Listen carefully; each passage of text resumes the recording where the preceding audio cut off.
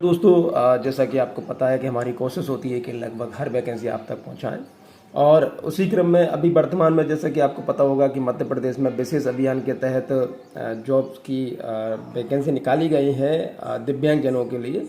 तो उनके लिए अभी वैकेंसी निकली हुई है। अशोकनगर का जो शासकीय कॉलेज है, अशोकनगर का शासकीय नेहरू स्नातकोत्तर महाविद्यालय है, उसमें वैकेंसी निकली हुई है।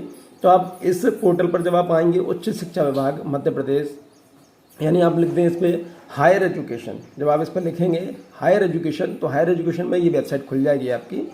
और इस वेबसाइट पर आप जाएंगे तो यहाँ पर यहाँ क्लिक करेंगे, उसके बाद आप यहाँ क्लिक करेंगे तो आपके सामने ये आ जाएगा। ये देख लीजिए नंबर 2 पर ही है, इस पर आपको क्लिक कर देना है। इस पर जैसे ही आप क्लिक करेंगे तो आपके सामने ये ओपन हो जाएगा। इसको मैं थोड़ा सा बड़ा कर देता हूँ जिससे कि आपको ये दिखाई दे, आपको बिल्कुल भी दिक्कत इसके लिए ना हो। अब मुझे लगता है स्पष्ट दिखाई दे रहा है अब आपको, ठीक है। चलिए हम आगे बात करते हैं इसकी। प्रधानमंत्री कॉलेज ऑफ एक्सीलेंस कार्यालय प्राचार्य शासकीय नेहरू स्नातकोत्तर महाविद्यालय अशोकनगर मध्य प्रदेश 29/8/2024 का ये ऐड है। दिव्यांगजन हेतु विशेष भर्ती अभियान, जैसा कि मैंने अभी आपसे बोला था, सामाजिक न्याय एवं दिव्यांगजन सशक्तिकरण विभाग तथा सामान्य प्रशासन विभाग के दिशा निर्देशों के अनुसार उच्च शिक्षा विभाग के अंतर्गत जिले अशोकनगर में निम्न अनुसार दिव्यांगजनों के रिक्त पदों हेतु विशेष भर्ती अभियान के तहत निर्धारित योग्यता में अर्हता रखने वाले अभ्यर्थियों के लिए दिनांक 12/9/2024 तक आवेदन आमंत्रित किए जाते हैं। अब इस चीज को समझ लीजिए कि 12 तारीख तक आपको आवेदन देना है। अब कैसे देना है, क्या करना है, क्या फॉर्म रहने वाला है, वो मैं अभी आपको बता देता हूँ। पूरा 5 पेज का इसका है। अब वैकेंसी रहने वाली इसमें व्रत या चौकीदार की और चतुर्थ श्रेणी का है, एक वैकेंसी है। इसमें लिखा हुआ है कि पूरी जानकारी के लिए आप highereducation.mp.gov.in पर उपलब्ध है, वहाँ देख सकते हैं। चलिए हम देख लेते हैं कि प्रधानमंत्री कॉलेज ऑफ एक्सीलेंस परिशिष्ट एक दिया हुआ निर्धारित समिति, इसकी समिति ये है।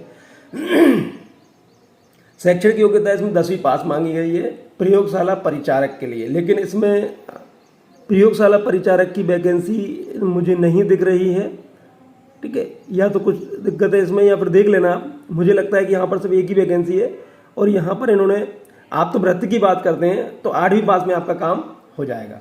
आवश्यक दिशा निर्देश देख लीजिए। सबसे पहली चीज, मध्य प्रदेश का मूल निवासी होना चाहिए। स्वयं सत्यापित प्रति संलग्न करना अनिवार्य है। आपके समस्त प्रमाण पत्र 18 से 45 साल की उम्र चाहिए। मध्य प्रदेश आवेदक का मध्य प्रदेश में किसी भी रोजगार कार्यालय में जीवित पंजीयन होना चाहिए। विभाग में कार्यरत आवेदक कर्मचारी यदि कोई है तो नियोजक के माध्यम से आवेदन कर सकते हैं।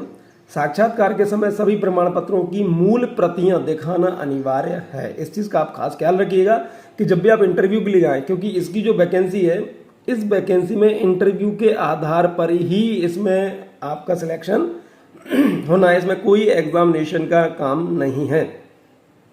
संबंधित जिले के शासकीय जिला चिकित्सालय में मेडिकल बोर्ड के द्वारा जारी किया गया ही प्रमाण पत्र मान्य होगा। इस चीज का आप खास ख्याल रखिए। ऐसे दिव्यांग जिनकी दिव्यांगता 40% से कम है, अगर आपकी दिव्यांगता का प्रतिशत 40% से कम है तो वो आप इसमें मान्य नहीं है, आप अपात्र हैं। तथा साथ ही UDID से जारी दिव्यांगता डिजिटल प्रमाण पत्र प्रस्तुत करना अनिवार्य होगा और आपको जो प्रमाण पत्र देना होगा दिव्यांगता का, वो देना होगा आपको UDID के माध्यम से। 40% से कम अगर आपकी दिव्यांगता है तो आपका इसमें योग्य नहीं हो पाएगा। कोई भी उम्मीदवार जिसने विवाह के लिए निर्धारित की गई न्यूनतम आयु से पूर्व विवाह कर लिया हो, इस पद के लिए नियुक्ति के पात्र नहीं होगा। मान लीजिए आपका विवाह हो गया है और जैसे आप थोड़ी देर के लिए मान लीजिए कि आप गर्ल्स हैं, आप लड़की हैं और आपका विवाह 17 साल में हो गया, जो कि 18 साल मान्य है, 17 में हो गया, तो आपका इसमें नहीं हो पाएगा। यदि कोई पुरुष है जिसका 21 साल की उम्र होनी चाहिए, उसका विवाह मान लीजिए 19-20 में हो गया, तो उसका नहीं हो पाएगा, क्योंकि आपका विवाह के लिए जब आप डालेंगे तो उसका सर्टिफिकेट इसमें लगेगा, तो वो आपको देना होगा। जिस आवेदक को 2 से अधिक संतान है, यदि कोई आवेदक है जिसकी 2 से अधिक संतान है और उसमें से एक का जन्म यदि 26 जनवरी 2001 के बाद हुआ है, एक को उस तारीख को भी 26 जनवरी 2001 को या उसके बाद हुआ है, तो अभी आप पात्र नहीं हैं।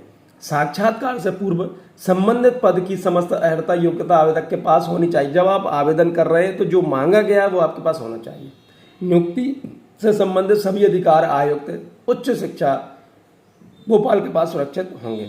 सामान्य प्रशासन विभाग के ज्ञापन क्रमांक दिनांक 17/7/2014 के अनुसार निरीक्षकों की नियुक्ति के पश्चात एवं उनके कार्यभार ग्रहण करने के पूर्व जिला मेडिकल बोर्ड से नियुक्ता प्रमाण पत्र का परीक्षण कराया जाए।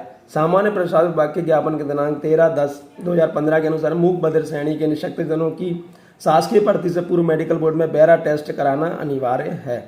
मध्य प्रदेश सामान्य प्रशासन विभाग मंत्रालय के पत्र दिनांक 31/5/2024 की कंडिका 2.4 के अनुसार दिव्यांग जनों के लिए आरक्षित पदों की पूर्ति वॉक इन इंटरव्यू, देख लीजिए आपका जो सिलेक्शन होना है वो वॉक इन इंटरव्यू नहीं साक्षात्कार के माध्यम से होना है। और ये स्पष्ट है कि वॉक इन इंटरव्यू से आशय साक्षात्कार के लिए प्रत्यक्ष से अंक दिए जाने की आवश्यकता नहीं, इसमें आपको अंक अलग से नहीं मिलेंगे। उच्च शिक्षा विभाग के रिक्त पदों के लिए नियम से उल्लेखित आवश्यक शैक्षणिक एवं अन्य अर्हता के आधार पर मेरिट सूची बनाया जाकर पद प्रवृत्ति की जाए। तो सिंपल सा है, आपका मान लीजिए कि 100 फॉर्म आते हैं, तो 100 फॉर्म आते हैं और मान लीजिए इन्होंने बोला है कि 8वीं, तो 8वीं के आधार पर आपकी एक मेरिट लिस्ट बन जाएगी, आपके इंटरव्यू के आधार पर इसकी मेरिट लिस्ट बन जाएगी, उसके आधार पर आपका होगा। इस विशेष भर्ती अभियान में सामान्य प्रशासन विभाग एवं मध्य प्रदेश उच्च शिक्षा विभाग के समय समय पर जारी नियम एवं निर्देश लागू किए जाएंगे। विज्ञात पदों की संख्या कम या अधिक की जा सकती है। चलिए हम और आगे देख लेते हैं। अब आपका फॉर्म आ गया है कि फॉर्म कैसा रहने वाला है वो आप देख लीजिए। यहाँ पर आपका फोटो आ जाएगा, यहाँ पर आ गया आवेदित पद का नाम, यहाँ पे आप जिस पद के लिए आवेदित करें उसका नाम लिख दीजिए। यहाँ पे आपका नाम, यहाँ पे पिता या पति का नाम, जन्म तिथि, वर्ग, यदि आप विवाहित है तो उसका विवरण कीजिए, जीवित बच्चों की संख्या के विवरण, स्थायी पता लिख दीजिए, रोजगार कार्यालय का जीवित पंजीयन और रोजगार कार्यालय का नाम, प्रधानमंत्री कॉलेज। अच्छा, इसमें आपकी जो योग्यताएं हैं वो आ जाएंगी। परीक्षा का नाम 8वीं, 5वीं, 10वीं, बोर्ड किस बोर्ड से किया है, विषय जाएंगे, विषय में 10वीं तक ऑल विषय रहते हैं। प्राप्तांक जाएंगे, कितने प्राप्त अंक किए हैं आपने, उसके श्रेणी में बनी आपकी। अतिरिक्त विशेष योग्यता यदि आपके पास है कोई तो वो आ जाएगा।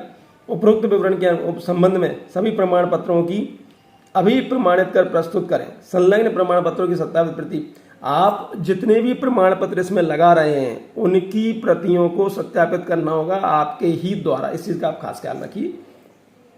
आवेदक के हस्ताक्षर, यहाँ पे आपके हस्ताक्षर हो जाएंगे। अब घोषणा पत्र आपके माध्यम से हो जाएगा कि मैं घोषणा करता हूँ या करती हूँ कि उपरोक्त सभी जानकारी जो मेरे द्वारा दी गई है वह मेरे विवेक एवं ज्ञान से पूर्णतः सत्य है। जानकारी असत्य पाए जाने पर मेरा आवेदन निरस्त माना जाएगा। स्थान आ जाएगा, यहाँ पर आपका हस्ताक्षर और पूरा पता जाएगा। तो इस तरह से फॉर्म भर के आपको भेजना है। और एक मेरा विशेष तौर पे, क्योंकि मैंने इतने सारे वीडियो लगभग दिव्यांगता के, जहाँ तक मुझे लगता है कि 40 से 50 वीडियो डाल चुका हूँ, कि आप जब फॉर्म भरें तो फॉर्म बहुत ज़्यादा ध्यान से, इस फॉर्म को बहुत ज़्यादा ध्यान से भरें, क्योंकि इसमें एक लिखा नहीं है, उसमें माना गया है कि यदि आपने फॉर्म भरा हो उसमें काटा पीटी है या स्पष्ट कोई चीज़ आपने लिखी हुई है तो आपका इसमें नहीं हो पाएगा। तो इसलिए पहले नियमों को पढ़ लें, फॉर्म जिससे भी भरवाएं, जिसकी अच्छी हैंड राइटिंग हो आप उससे फॉर्म भरवाएं, व्यवस्थित भरवाएं, किसी भी प्रकार की कोई भी गलती इसमें ना करें, क्योंकि यदि आपकी छोटी सी भी गलती आपकी इस जॉब को हाथ से निकाल सकती है। इसलिए मेरा ये मानना है कि कोशिश कीजिए कि जितना ज़्यादा सही हो उतना ज़्यादा भर लीजिए। फॉर्म भरने में यदि फिर भी आपको कोई दिक्कत आती है फॉर्म भरने में, तो आप जो कोई कॉलम है तो आप मुझसे पूछ सकते हैं, लेकिन 11 को मत पूछना, 12 को मत पूछना, नहीं बता पाऊंगा। जितना जल्दी हो सके उतना जल्दी आप मुझसे पूछोगे तो मैं बता दूंगा। चलिए, बहुत बहुत धन्यवाद, थैंक यू।